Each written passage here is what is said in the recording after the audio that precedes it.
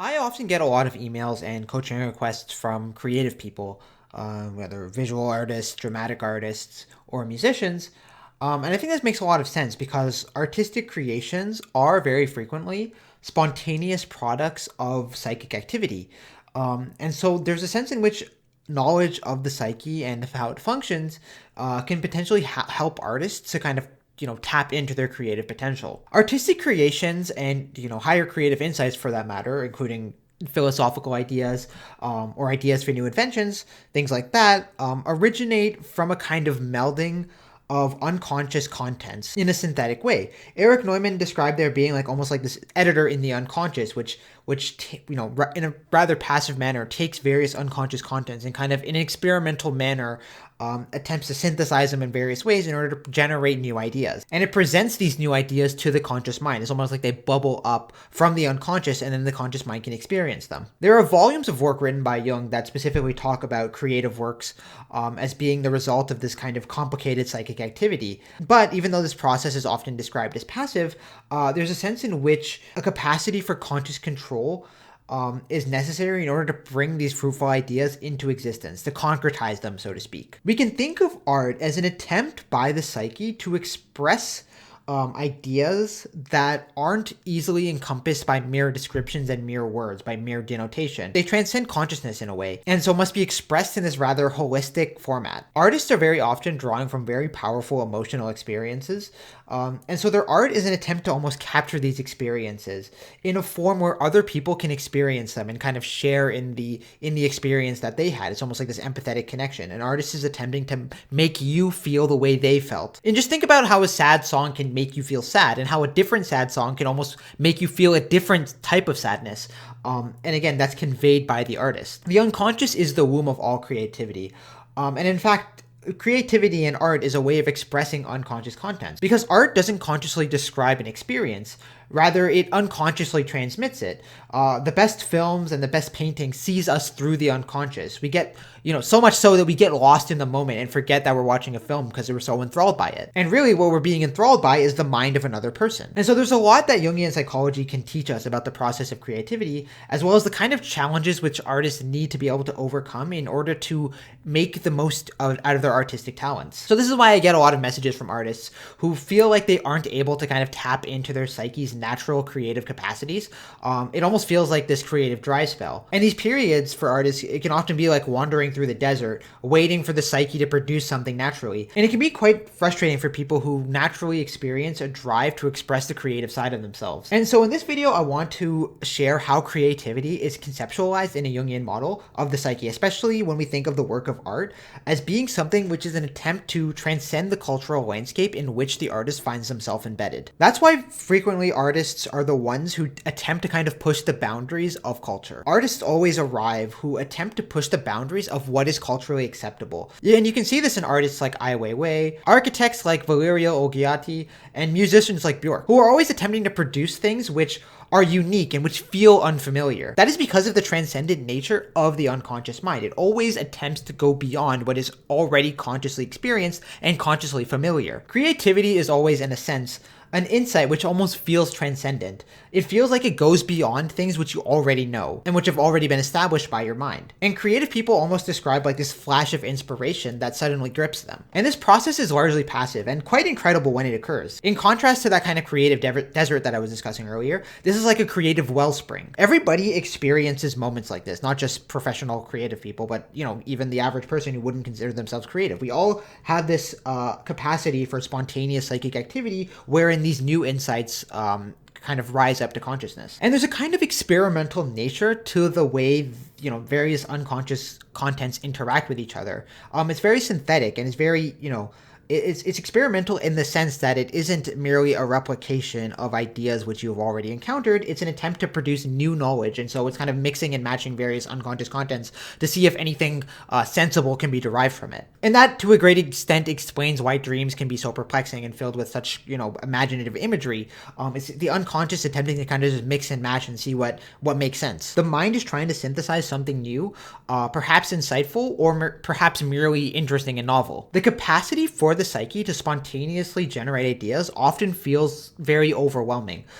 When this idea is kind of rising up to consciousness, you can often feel enthralled by it. And this passive process can be thought of as one of the functions of the anima. The ego is a kind of complex which sits in the center of the psyche. You experience your ego all the time, and it's what allows you to orient your consciousness towards the various elements of the world. So you can orient your consciousness to my voice. You can orient your consciousness to the way your feet feel while touching the floor. It's your ego which, directs where your consciousness is attending. And so while the ego is oriented towards consciousness, the anima is oriented downwards into the unconscious and is involved in the process of gathering unconscious contents and reworking them in a form that can be experienced in dreams or in those moments where ideas seem to suddenly come to us. I would really like to imagine this as almost like there being a woman in the psyche who partakes in this creative activity. And this explains why this process can feel so passive, because it's almost like a different personality inside of us is responsible for it. And furthermore, it indicates the flow of libido within the psyche. Now, I haven't talked much about libido, even though it's a very important concept. The word psychic energy, if you ever heard me bring that up in my previous videos, is synonymous with libido. But libido can be roughly thought of as the energy which directs the activity of the psyche.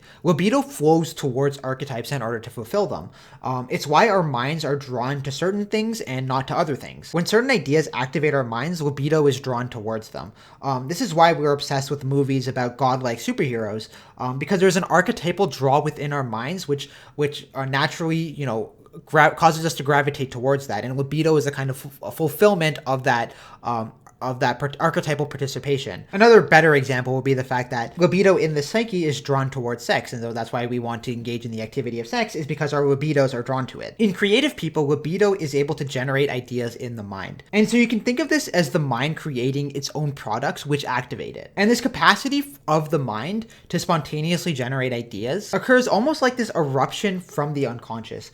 And this explains why these ideas can be so engaging and so enthralling. They activate the psyche because our libido is drawn towards them. And I will explain libido in more detail in another video, but you can roughly think of it as being essentially the reason why you check your phone first thing in the morning, because your mind craves novelty, and so your psyche is directed towards something which will be novel. And this is why a lot of us spend more time looking at memes than we would like to admit. It's because it activates the psyche, so to speak. Well, in creative people, which I believe everybody is creative to an extent, the mind generates almost like its own memes out of boredom. Now, one of the big challenges which artists face are these creative drive spell periods, which many artists go through. Very often, artists will simply wait for their creativity to start working again. Or they may seek sources of external inspiration. Seeking sources of inspiration is actually very important, especially if you get inspired by various different sources, because whatever you absorbed consciously will end up in the unconscious, where it can be kind of worked up into a creative synthesis. And so being inspired by various sources, there's a good chance that the unconscious will take this material and experiment with it, and play with the ideas in order to generate something novel. But very often this is a double-edged sword. And the reason has to do, again, with libido. Waiting for your creativity to start up again by constantly seeking external sources of inspiration will only take you so far. Because remember, libido tends to flow towards sources of novelty. But when you seek this constantly externally, that energy will be directed towards consuming the, other people's artistic creations rather than creating your own. And so, because of the fact that psychic energy is being utilized in the consumption of other people's work, this energy can't be used for the kind of automatic, spontaneous processes which occur within the unconscious psyche. And so if you're an artist and you're having a creative dry spell, one of the best things you can actually do is simply nothing. Don't passively let your libido flow outside. Instead, contain it within yourself. And so that the act of doing nothing will automatically cause your psyche to produce novel ideas. Simply put, being in a state of boredom can cause your mind to attempt to kind of make itself not bored anymore by generating interesting ideas towards which this excess libido can flow. If the energy is expended on external sources, this process can't happen. It can't be contained within and used for the generation of creative products. Now, there are other ways to tap into the experience of the unconscious. Certain drugs, for example, seemingly allow for the state of mind where unconscious contents flow naturally and continuously up to consciousness. Now, this experience can be quite powerful and, like I said before, quite enthralling. To feel that connection with the unconscious psyche, it can be very gripping. It's like a river that's flowing forth when it isn't dry. But this torrent can actually be so overwhelming and so powerful that there is a drive to simply kind of experience the unconscious, but this itself is a kind of artistic trap. You can think of it as a stream which dries up at some times and overflows at other times. But when it overflows, it's easy to simply get caught up in observing it. To capture it in the form of art requires a somewhat stern mind that can kind of navigate those waters without being subsumed by the flood. I.e., it takes a strong ego which can actually seize upon those ideas that arise from the mind. And this requires the conscious ability to direct and command your body to partake in the act of creation, for the idea to find actual expression, not merely as a product of the mind, but as something which other people can experience as well. So artists require a balance between that active and passive state of mind. Passivity brings about the artistic creation in the mind. The active state of mind, however, allows you to seize upon this idea and bring it into fruition. This essentially entails a kind of confinement of yourself, and this can be rather at odds with the spirit of artistry, which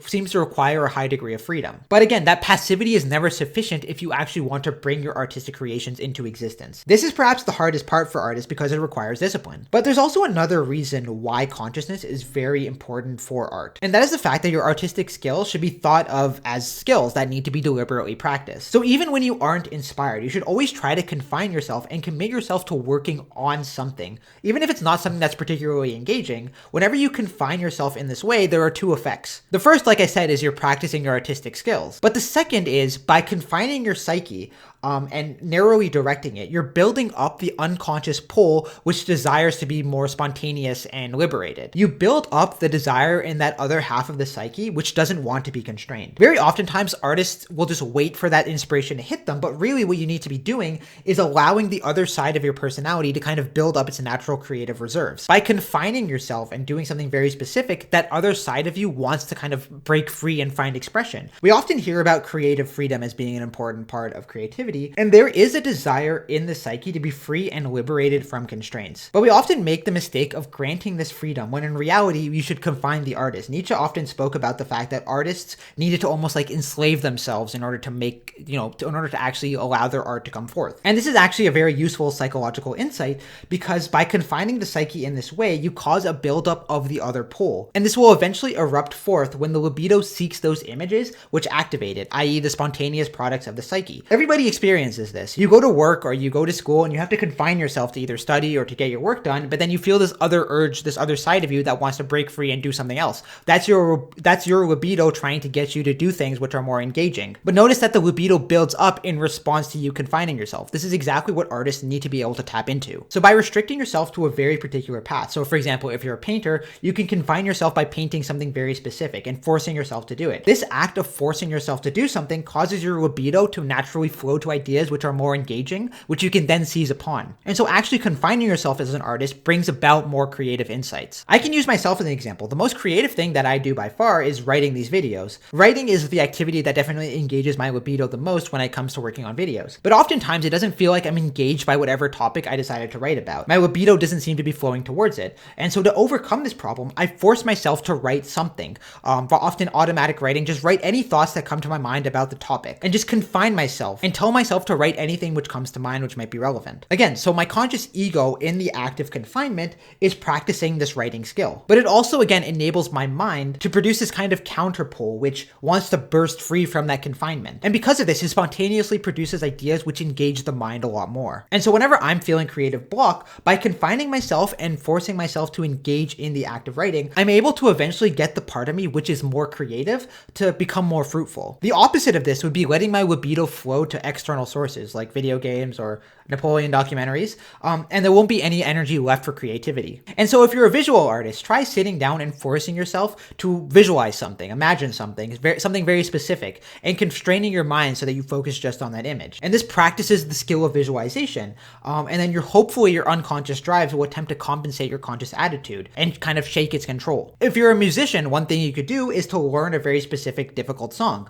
Constrain yourself in that way, and then the automatic creative side of yourself will inevitably attempt to compensate it. So yeah, that's my advice for artists. There's a balancing act between conscious and unconscious, active and passive. And this is what allows the work of art to actually come forth into the world. I place a very high value on art. Movies, video games, music, architecture, all of these things are very important products of culture. And they're so important for defining culture. And so that's why I feel a very strong drive to help artists make the most out of their creative talents. But yeah, thank you for watching. Look forward to more videos soon.